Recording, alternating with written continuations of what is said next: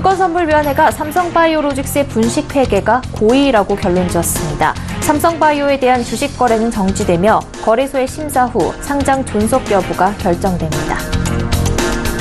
서울 부동산 가격이 강남과 용산을 중심으로 떨어지기 시작했습니다. 여전히 오름세인 노원구와 관악구마저 머지않아 집값이 꺾일 것이란 전망이 나옵니다.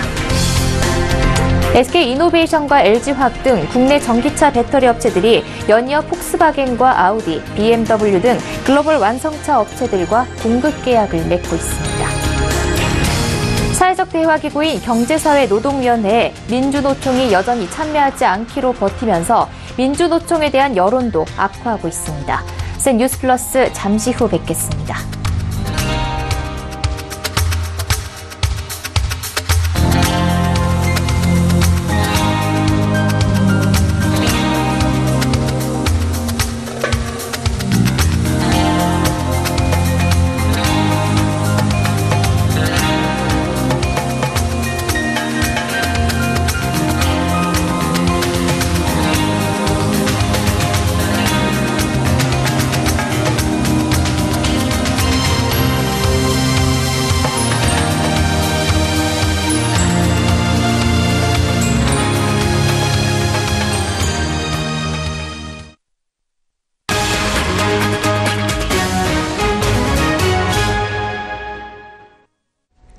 시청자 여러분 안녕하십니까? 센 뉴스플러스 양한나입니다. 금융위원회 산하 증권선물위원회가 오늘 삼성바이오로직스의 지난 2015년 분식회계 논란에 대해 고의 분식회계인 것으로 결론지었습니다. 삼성바이오로직스는 상장 직전인 지난 2015년 자회사였던 삼성바이오에피스를 관계사로 변경하는 과정에서 고의적인 분식회계를 통해 회사의 가치를 부풀렸다는 혐의를 받아왔습니다. 이에 금융당국이 조사에 착수했고 1년여 만에 고의적인 분식회계였다는 결론을 내렸습니다. 증권선물위원회의 결정에 따라 삼성바이오로직스는 금융감독원이 증선위에 제출한 제재안대로 대표이사의 해임과 함께 과징금 80억 원을 물어야 하며 검찰에 고발될 예정입니다. 삼성바이오로직스에 대한 주식 거래는 정지되며 한국거래소의 상장 실질 심사를 거쳐 상장 존속 여부가 결정됩니다. 삼성바이오로직스는 증선위의 결정에 대해 유감스럽게 생각한다며 행정소송을 제기하겠다는 입장을 내놨습니다. 삼성바이오로직스의 분식회계가 고의적인 것으로 판결되면서 지난 2015년 삼성물산과 제일모직의 합병에 대한 논란도 재점화될 것으로 보입니다. 정부가 9.13 부동산 대책을 내놓은 지 2달이 지났습니다. 대출 규제 등 강력한 수단에서 서울 집값은 강남권과 용산 등 빠르게 달아올랐던 지역을 중심으로 내림세가 시작됐습니다. 노원구나 관악구 등 외곽 지역은 여전히 오름세가 이어지고 있는데 이마저도 얼마 지나지 않아 꺾일 것이라는 평가가 나옵니다. 유민호 기자입니다. 서울 관악구의 한 아파트 단지. 9.13 부동산 대책이 나온 지 한 달 뒤 가장 높은 가격에 거래가 이뤄졌습니다. 전용 84제곱미터가 7억 6천만 원에서 2천만 원 뛴 가격에 손바뀜됐습니다. 그 사람이 투기한 사람이 아니고 필요한 사람이 딱 샀어요. 뻥 뚫렸거든요. 9.13 대책 이후 서울 외곽 지역 아파트 값은 여전히 상승세를 이어가고 있습니다. 2달 동안 아파트 값이 가장 많이 오른 곳은 노원구입니다. 그 다음으로 구로구, 관악구가 2% 넘게 오르며 뒤를 이었습니다. 노원, 성북 등 서울 외곽 지역은 강남권에 비해 많이 올랐습니다. 이는 투자 수요가 위축된 강남권에 비해 서울 외곽 지역으로는 실수요가 유입되면서 하지만 현지 중개인과 전문가들은 이 같은 외곽 지역의 상승세도 얼마 못 가 잠잠해질 것이라고 입을 모았습니다. 아파트 거래량이 눈에 띄게 줄었고 시장에 영향을 줄 부정적인 요소가 남았기 때문입니다. 많이 안 사요. 임대사업자가 많이 샀어요. 그 대출을 해줘가지고 많이 샀다고. 다 올려놓고 지금 이제 싹 나가는 거 아니에요. 연말 한국은행의 기준금리 인상이 유력해 보이는 상황. 여기에 종합부동산세를 강화하는 세법 개정안이 국회 문턱을 넘으면 서울 외곽까지 집값 내림세가 번질 가능성이 커 보입니다. 서울경제TV 유민호입니다. 국내 전기차 배터리 생산 업체들이 글로벌 완성차 업체들의 러브콜을 받고 있습니다. 오늘 SK이노베이션이 폭스바겐 그룹의 전기차 배터리 공급 업체로 선정됐는데요. LG화학과 삼성 SDI도 아우디와 BMW 등 글로벌 완성차 업체들과 공급 계약을 맺고 해외 시장 공략에 나서고 있습니다. 정창신 기자입니다. 글로벌 완성차 업체인 폭스바겐 그룹이 국내 전기차 배터리 생산 업체인 SK이노베이션을 공급자로 선정했습니다. 폭스바겐은 전기차 배터리 공급업체 선정을 완료하고 오는 2025년까지 전기차 50종을 새로 선보일 계획입니다. SK이노베이션은 북미용 배터리를 비롯해 유럽 내 폭스바겐 그룹 순수 전기차의 배터리도 일부 공급하게 됩니다. LG화학도 지난달 폭스바겐과 전기차 배터리 공급 계약을 맺었고 이외에 BMW와 GM, 아우디, 르노, 볼보 등 글로벌 완성차 업체들을 고객사로 확보했습니다. 시장이 좁은 국내를 벗어나 해외에서 활로를 찾겠다는 겁니다. 삼성 SDI는 제규어의 차세대 전기차에 원통형 배터리 독점 공급을 확정하는 등 BMW와 폭스바겐, 아우디 등과 배터리 공급 계약을 맺었습니다. 전문가들은 글로벌 완성차 업체들이 국내 업체들을 찾는 건 제품과 기술력이 중국보다 2년 이상 앞서 있기 때문이란 분석입니다. 전지를 만드는 기술력 그리고 품질이 가장 중요한 요인이라고 생각됩니다. 기술력은 최근에 각광받고 있는 니켈이 많이 함유된 NCM 811 이용해서 전지를 만드는 기술이 중국 대비해서 거의 2년 이상 격차를 벌여져 있기 때문에 NCM 811은 배터리 소재의 니켈, 코발트, 망간 비율이 각각 80%, 10%, 10%를 의미합니다. 니켈 비율이 높을수록 에너지 밀도가 높다는 뜻입니다. 이 기술을 앞세운 국내 전기차 배터리 업체들은 2020년 본격적인 성장에 나설 것으로 관측하고 있습니다. 중국 정부가 전기차 보조금을 이때 폐지하기 때문입니다. 2년 전부터 중국은 자국 배터리를 장착한 전기차에 보조금을 주고 있습니다. 해외 업체의 배터리를 장착한 전기차에 보조금을 지급하지 않는 식으로 자국 업체를 보호해온 겁니다. 거대 시장에서 공정한 경쟁이 가능해지면 기술력에서 앞선 우리 업체들이 우위를 점할 수 있을 것으로 관측됩니다. 서울경제TV 정창신입니다. 민주노총을 둘러싼 여론이 싸늘합니다. 사회적 대화, 대타협이라는 큰 그림보다는 자신들의 배 채우기에만 급급한 채 강경투쟁을 일삼고 있다는 비판이 나옵니다. 경제사회노동위원회 불참 속에 청와대로 달려가 농성을 벌이고 집권 여당 원내대표 지역 사무실에 이어 대검찰청까지 점거하는 등 목리를 부리는 탓에 청와대와 여당에서도 불만의 목소리가 터져나옵니다. 민주노총을 바라보는 이 국민들도 피로감이 쌓이고 있는데 이대로 괜찮은 걸까요? 김혜영 기자가 전합니다. 사회적 대화기구인 경사노위가 오는 22일 닷을 올립니다. 결국 민노총의 불참 속 불안전한 상태에서 첫 발을 떼는 겁니다. 더 이상은 기다릴 수가 없다는 건데 문성현 위원장을 직접 만나 어떤 이중을 갖고 있는지 물었습니다. 출범을 하는 거고요. 민주노총이 안 오신 상태에서 하는 거죠. 저희들 입장은 들어와서 이야기하자는 건 분명해요. 같이 이야기하자. 근데 민주노총도 내부에 쉽게 이야기하면 원론적 반대를 하는 부분이 있고 근데 최악을 피하기 위한 차악이라도 역할을 해야 되는 거 아니냐. 문재인 대통령이 수차례 경사노위에 참여를 요청했지만 번번이 정부와 대화를 거부한 채 외골수 행보를 보이고 있는 겁니다. 민주노총은 설상가상으로 경사노위 출범 전날 총파업을 예고하고 나섰습니다.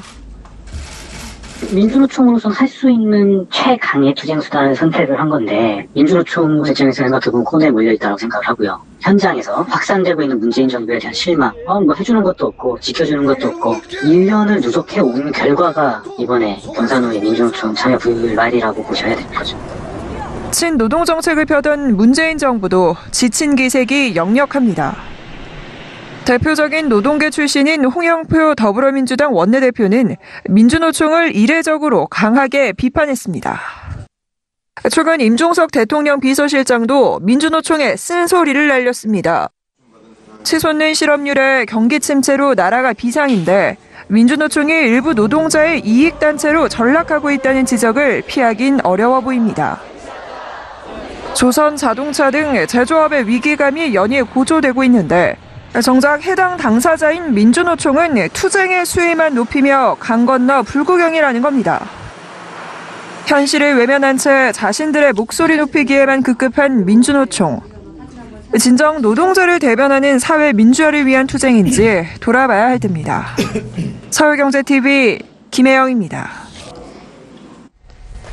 정부의 카드 가맹점 수수료 인하 정책을 두고 서로 다른 목소리를 내던 상인단체와 카드사 노조가 재벌 가맹점을 타깃 삼아 공동 전선을 형성하는 모양새입니다. 양측은 재벌 가맹점들이 지나치게 낮은 수수료를 내고 있다는데 인식을 같이 하고 있습니다. 중소 가맹점 수수료를 대폭 깎고 대신 대기업 가맹점이 더 많은 수수료를 내면 카드사도 수익성 악화를 피할 수 있다는 얘기입니다. 정훈규 기자입니다. 정부의 카드 수수료 인하 정책에 내릴 거면 확 내리라는 상인단체와 더 이상 내릴 수 없다는 카드 노조, 양측 간의 합의 움직임이 일고 있습니다. 같이 잠깐 미팅을 했고요. 함께 저희는 같이 을과 을이 함께 살 수 있는 방안을 모색할 것입니다. 기본적으로 저희는 소상공인들의 어려움을 해결하는 거에 대한 기회를 같이 하겠다는 뜻을 전달을 했고, 그리고 이거에 대한 해법으로 우리는 이제 더 이상 여력이 없다. 대기업 가맹점 인상을 통해서 같이 하는 해결하는 방안. 상인단체 요구대로 중소 가맹점 수수료는 확 낮추고 이로 인한 카드사 손실을 재벌 가맹점 수수료를 높여 메우면 윈윈이라는 논리입니다. 카드사들은 이 같은 움직임을 환영하면서도 실현 가능성에 대해서는 의문을 제기합니다. 상인단체는 대기업은 0.7%, 일반 가맹점은 2.3%로 3배가 넘는 카드 수수료를 내고 있다며 차별 철폐를 요구하고 있습니다. 하지만 수수료 0.7%는 전략적 제휴로 만들어진 특정 한 개 업체의 특별한 사례고 나머지는 대부분 1.9%에서 2.0% 구간에 다 들어가 있다는 게 카드사들의 설명입니다. 재벌 가맹점의 수수료 인상을 강제할 방법도 마땅치 않습니다.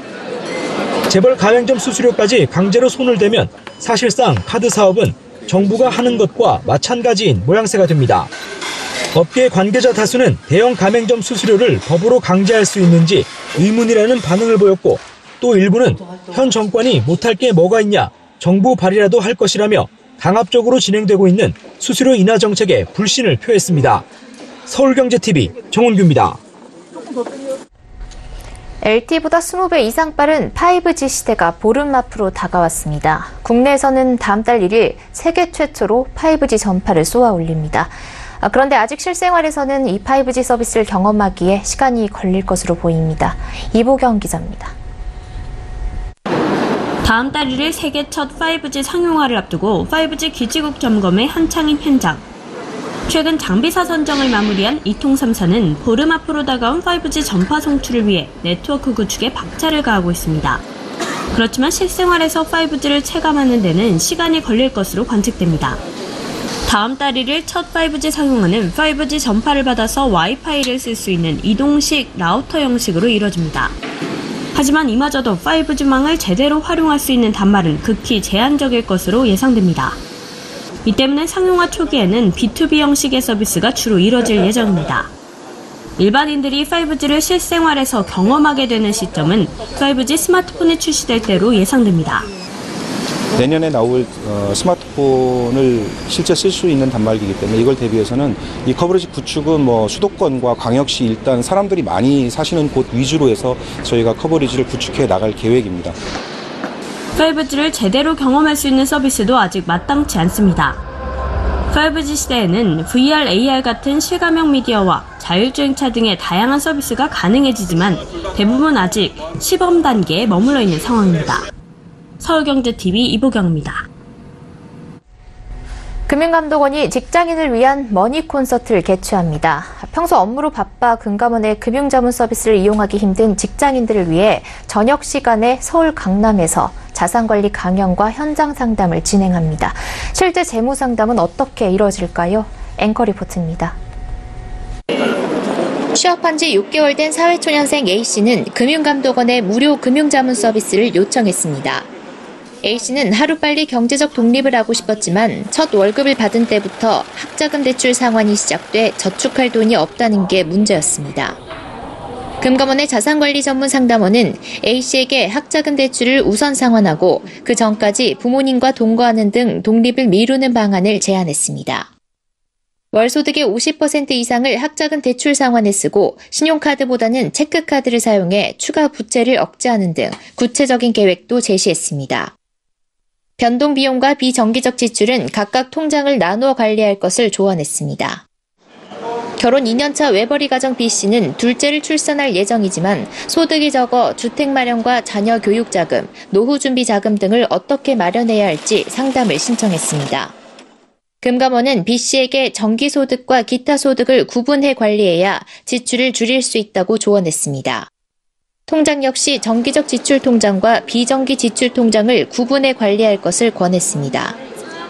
금감원은 오는 21일 강남 교보빌딩 다목적 홀에서 직장인 등 100명을 대상으로 우리 가족 평생 자산 만들기를 주제로 한 자산관리 전문가 강연과 1:1 현장 재무 상담을 진행합니다. 금감원이나 한국FP협회 홈페이지에서 오는 19일까지 참가 신청이 가능합니다. 금감원은 평일 오전 9시부터 오후 5시 30분까지 금감원 본원과 콜센터, 온라인 등을 통해 무료 금융자문 서비스를 하고 있습니다. 국제공인재무설계사인 금융전문상담원이 부채관리와 저축과 투자, 소득 대비 지출관리, 보험관리, 생활세금, 은퇴준비 등 상담을 돕고 있습니다. 서울경제TV 양은아입니다. 4차 산업혁명 시대 주요 화두 중 하나가 바로 바이오 의료입니다. 우리나라는 관련 정책 자체가 없거나 불필요한 규제가 많아 미국이나 유럽 등 다른 나라들에 비해 뒤처지고 있다는 지적이 나옵니다. 아시아 태평양 지역의 잠재력이 무궁무진한 만큼 서울시는 이를 바짝 쫓아 나서겠다는 입장입니다. 박원순 시장은 직접 규제 완화 등 할 수 있는 모든 지원을 하겠다고 말했습니다. 고현정 기자입니다. 서울을 바이오 스타트업의 중심 도시로 만들기 위해 박원순 서울시장은 오늘 열린 2018 바이오 의료 국제 컨퍼런스에서 관련 규제를 완화하는 등 정부 차원의 지원을 아끼지 않겠다는 의지를 밝혔습니다. 서울시는 규제 산업이나 마찬가지인 바이오 산업의 이 규제를 대폭 혁신해서 연구자가 자유롭게 연구하고 또 그것을 사업할 수 있도록 하는데 적극 투자하고 또 돕도록 그렇게 하겠습니다. 그리고 특히 서울의 바이오 펀드를 저희들이 확대하고요. 면역 체계가 불완전하게 태어나 플라스틱 비닐로 쌓인 채 살아가야 하는 이른바 버블 베이비들을 치료하기 위해 또 52억 명에 달하는 아시아 태평양 지역 사람 4명 중 1명이 60세 이상인 미래를 대비하기 위해 바이오테크 분야는 날로 중요해지고 있는 상황인데다 지구촌 중산층 3분의 2가 아시아에 거주하게 될 미래에는 그 시장성이 어마어마해질 것이라는 예측이 나오고 있기 때문입니다. 이때 가장 중요한 것은 대학 연구소와 병원, 그리고 정부기관 간에 생산된 지식과 아이디어를 곧바로 공유하고 적용할 수 있도록 하는 환경이라고 전문가들은 입을 모았습니다. The innovation is difficult. And turning a piece of science coming from the academic world into a drug candidate entails a lot of work. The translational gap in doing this work includes mainly four hurdles that one needs to overcome. 이를 위해 서울시는 홍릉 바이오 클러스터 입주 기업에 대해 펀딩 지원과 연구실 제공, 멘토링 등을 지원하고 있으며 BTIT 융합센터와 의료기기 개발센터를 각각 2021년, 2023년까지 여는 것을 목표로 하고 있습니다. 오늘 존슨앤존슨과 서울시가 로봇 수술 분야 혁신 기업으로 발표한 메디픽셀과 바이랩 역시 서울 바이오 허브 지원을 받아 연구를 계속해 나갈 예정입니다. 1:1 맞춤형 파트너링장을 만들고 바이오 IR 세션을 여는 등 동부가 최고의 바이오 의료 벤처 도시에 도전하기 위한 서울시의 노력이 결실을 맺을 수 있을지 주목됩니다. 서울경제TV 고현정입니다.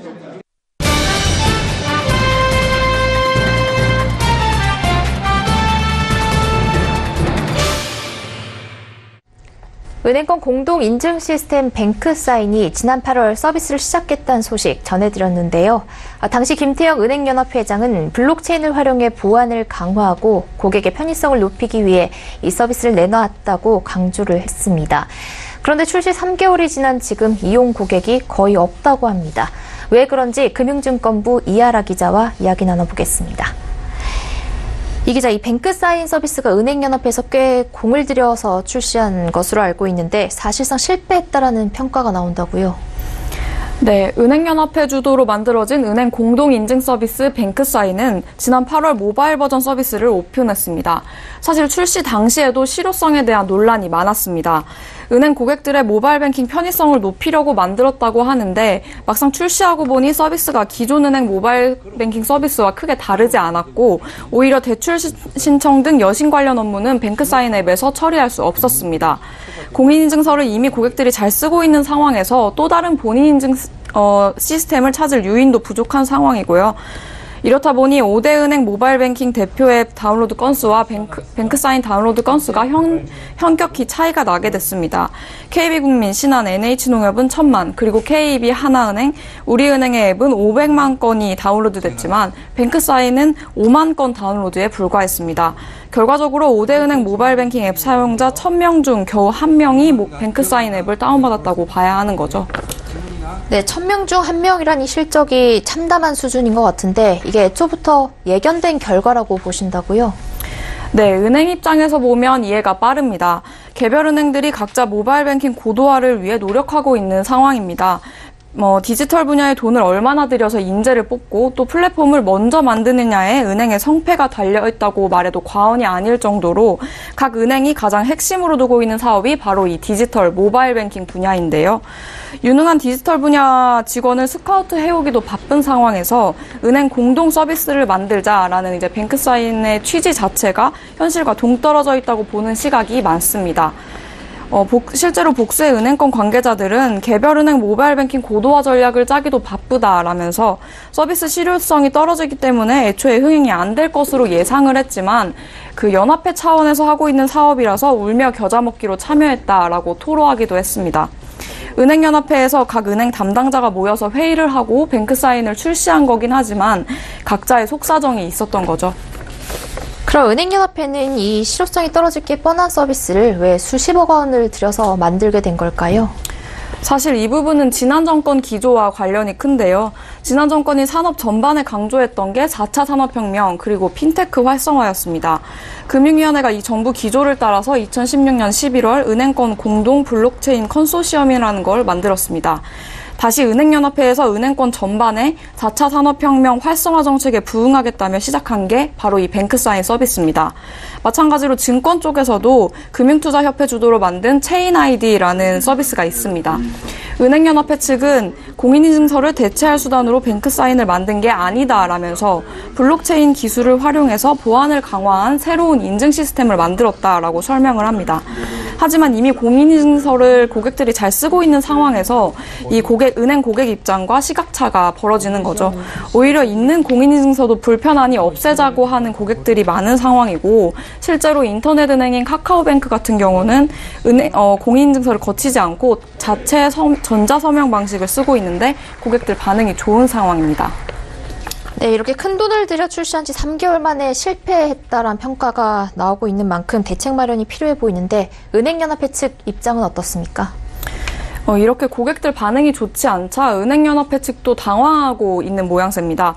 15개 은행과 은행연합회가 함께 논의를 거쳐서 만든 서비스인 만큼 개별 은행들도 고객들이 뱅크사인을 사용할 수 있도록 같이 홍보도 하고 함께 서비스를 이끌어가는 분위기를 만들어야 하지 않겠냐라는 이야기도 했는데요.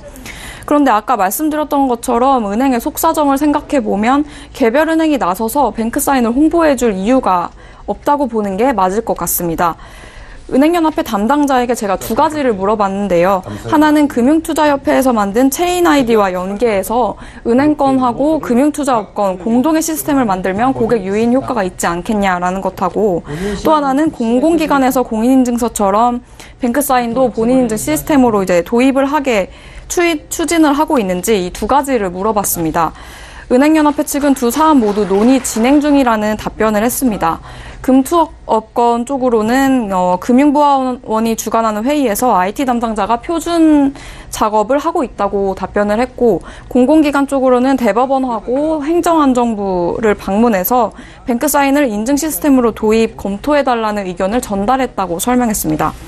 은행연합회 차원에서 제안을 한 수준인 건데요. 성사될지도 아직 불투명하고 된다고 해도 시간이 많이 걸릴 것 같습니다. 네, 새로운 시스템이 도입되는 과정에서는 여러 시행착오가 있을 수 있겠지만 애초부터 실패가 예견된 서비스를 밀고 나간 것도 문제가 있다는 지적이 나옵니다. 이 뱅크사인에 대한 은행연합회의 논의가 필요해 보입니다. 이하라 기자와 말씀 나눠봤습니다. 고맙습니다. 감사합니다.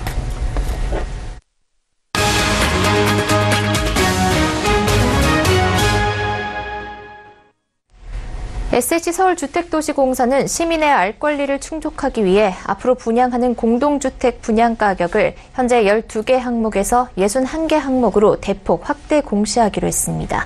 SH는 지난 2007년부터 주택법 제57조에 따라 공공주택 분양 시 입주자 모집 공고에 아파트 분양가격을 택지비 3개 항목, 공사비 5개 항목, 간접비 3개 항목, 그 밖에 건축비에 가산되는 비용 1개 항목 등 총 12개 항목으로 구분한 뒤 공개해 왔습니다. SH는 시민들의 알 권리 보장 차원에서 12개 항목으로 공시하던 분양가격을 공사 항목 61개 항목으로 5배 이상 세분화합니다. 적용 시기는 발표후 공급하는 공공분양주택이 대상입니다. 확대 공시되는 61개 항목을 살펴보면 토목 분야는 토공사, 옥벽공사, 석축공사 등 13개 공사비가 공개됩니다. 건축공사비는 기초공사와 철골공사, 미장공사, 목공사 등 23개 상세 항목별로 확인할 수 있습니다. 기계공사비는 급수설비공사와 자동제어 설비공사 등 9개 공사 가격을 공개합니다. 김세용 SH 사장은 이번에 SH가 종류별 공사비 등 총 61개 항목으로 세분화해 가격을 공개하게 된 건 시민 눈높이에 맞는 투명한 행정 서비스를 제공하겠다는 시도라고 말했습니다. 코레일은 2019년도 대학 수학능력시험을 마친 수험생에게 열차 운임을 30% 할인해주는 이벤트를 오는 19일부터 내년 2월까지 진행합니다. 올해 말부터 어린이집과 유치원 주변에서 흡연이 전면 금지됩니다. 보건복지부는 어린이집과 유치원시설 주변 10m를 금연구역으로 지정하는 국민건강증진법 시행규칙 개정안이 12월 31일부터 시행된다고 밝혔습니다. 사망 등 중대한 항공사고를 내거나 임원의 범죄나 갑질로 사회적 물의를 일으킨 경우 해당 항공사의 신규 운수권 신청 자격이 최대 2년간 제한됩니다. 국토교통부는 이 같은 내용을 담은 항공산업 제도 개선 방안을 발표했습니다. 한국도로공사가 내년 2월부터 전국의 모든 고속도로와 졸음쉼터 등 휴게 공간에 무료 와이파이 서비스를 제공합니다. 뉴스플러스 여기까지입니다. 시청해주신 여러분 고맙습니다.